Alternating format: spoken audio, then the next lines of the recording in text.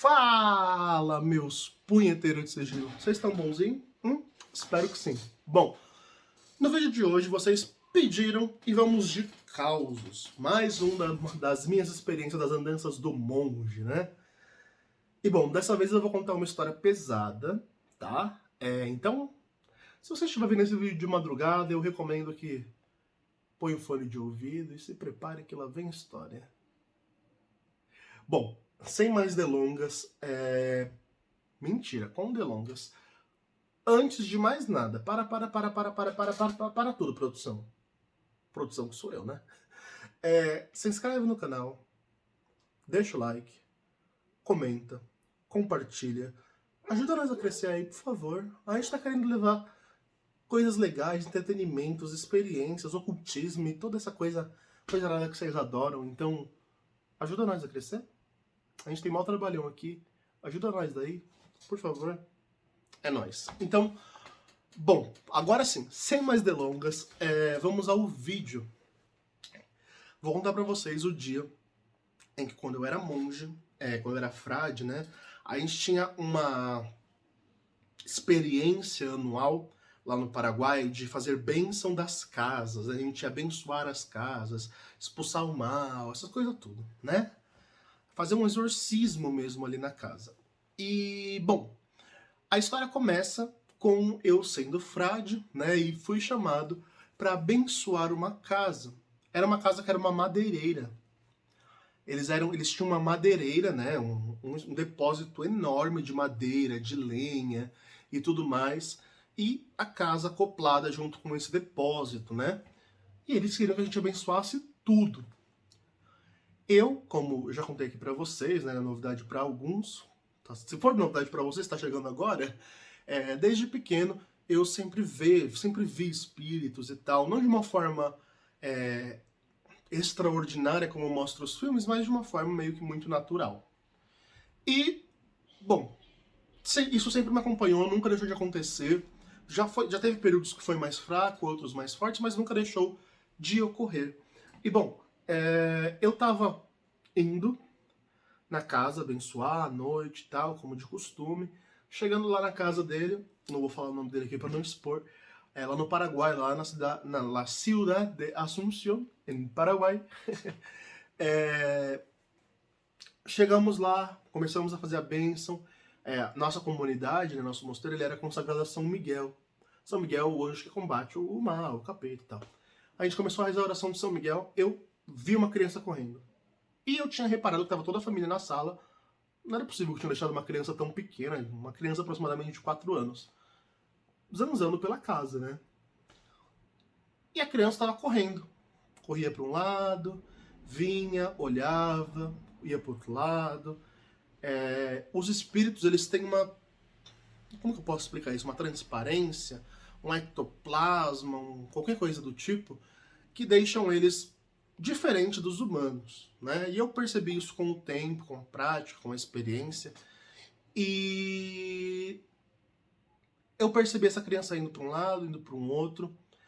Aí estávamos eu e mais 2 outros frades, né? E eles foram abençoando um pedaço, porque a casa era muito grande. E eu fui abençoar, e obviamente eu fui atrás da criança para saber o que ela estava fazendo ali. Por que chama criança? Porque o espírito de uma criança numa casa. E bom, tô lá, aspergindo água benta, rezando, Sancte Micaela Arcangelo, defende-nos in prélio, contra nequitia net insidias diaboli esto presidium, e rezando a oração de São Miguel em latim, e a oração de São Bento, e exorcismo pra lá, exorcismo pra cá.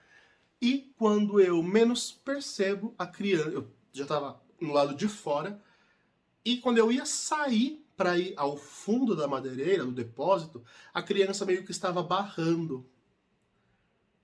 E aí eu não aguentei.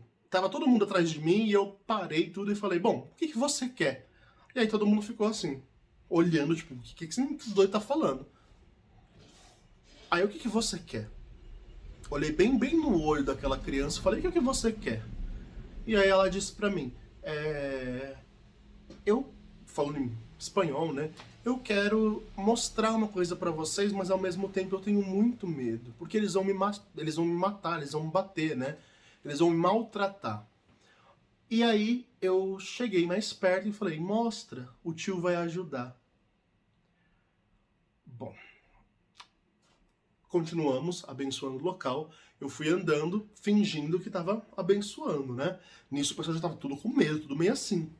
Eu fui, cheguei lá no fundo do depósito e a criança falou, vem aqui. Tinha um portãozinho, um muro e um portãozinho no fundo. Eu abri o portão e aí a pessoa falou, não, não precisa ir aí não. O homem, né? Falou, não, não precisa ir aí não. Aí eu, por que não precisa ir aqui? E ele falou pra mim, não precisa, não precisa. Aí não é muito bom. O nosso muro termina aqui, você não tá vendo? Daí pra fora não é nosso, eu prefiro não mexer. Aí eu vi que a criança tava insistindo pra eu ir um pouco mais pra lá. Aí eu falei, tá, mas eu preciso ir pra lá. E o Paraguai ele é muito espiritual, né? Então se um padre fala que precisa fazer o que for preciso, ele vai deixar. E aí ele ficou meio assim, meio, né? E aí ele, tá, vai, mas volta logo, sabe? Pra não dar problema. Aí eu falei, tá. Aí eu fui andando, seguindo a criança. Foi pouca coisa, né? Não foi muito. Eu contando assim, parece que a gente andou uma vida, né? Mas não. A gente não tinha um mato, né? Um terreno baldio. E tinha um playground, né? Abandonado, com balança, gira-gira, essas coisas. Abandonado. E ao lado tinha um matagal, né? E aí a criança me contou. Chegamos lá, a criança começou a tremer de medo, sabe, posição fetal. E ficou lá e falou que a família dela morava naquela casa antes dessa família. E ela foi morta pelos familiares que lá moravam. E ele me contou detalhes da morte dele. Bom, é muito pesado, né, para contar isso em vídeo, mas essa criança ela foi estuprada pelo próprio padrastro. Ela foi morta a pauladas e o cara enterrou o corpo dela desmembrado lá no terreno. Obviamente a criança estava presa, o espírito dela, né, não conseguia se libertar. E meio que, apesar de ser criança, buscava uma espécie de vingança ou que alguém ajudasse ela a fazer alguma coisa contra aquilo, né? E bom, eu voltei, né? Quando eu atravessei o portão, só os frades me acompanharam, os monges, né? O pessoal da casa mesmo não quis ir. E eu estranhei isso. Quando eu voltei, terminamos, a gente estava comendo, um momento de partilha. Aí eu parei tudo que a gente estava fazendo, chamei o cara de canto, que chamou a gente para abençoar a casa, eu falei, olha, aconteceu isso, isso, contei a história inteira. Simplesmente falei, olha, isso. Eu quero saber o que aconteceu aqui. Ele ficou em choque, ele ficou pálido. Começou a se tremer, assim, e o olho encheu d'água. Aí ele falou pra mim, então, esse menino, eu conhecia as pessoas que moravam aqui, eu era pequeno e eu conhecia os antigos donos dessa casa. E esse menino, ele sempre parecia muito triste, muito estranho. E eu queria ser amiguinho dele.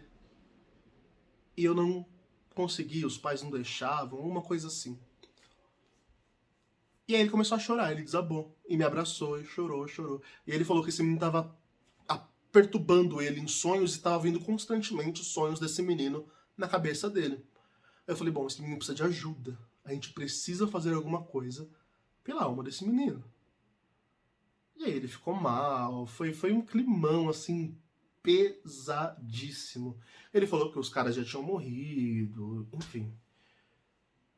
E bom, é pesado, eu sei que é pesado. Eu falei que a história de hoje era muito pesada, mas sim, esse foi o dia onde eu mais fui pego de surpresa, porque homem adulto, homem, mulher, adulto, quando você vê morto assim por uma morte brutal, você até entende, apesar de doer.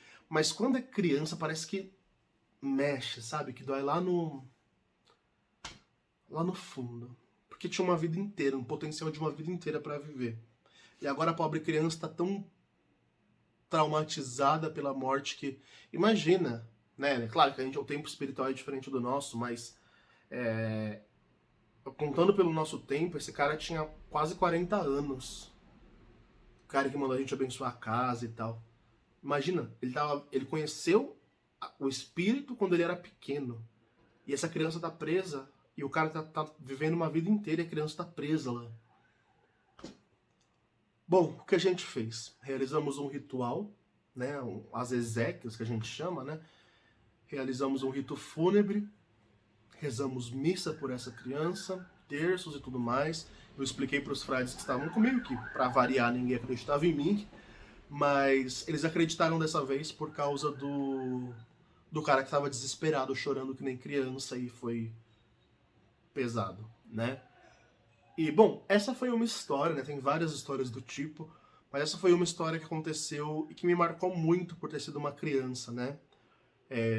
Eu perguntei o nome da criança, acho que não vale a pena falar aqui, mas eu lembro do nome até hoje.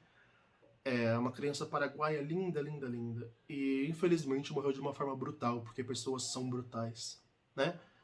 E, bom, é isso.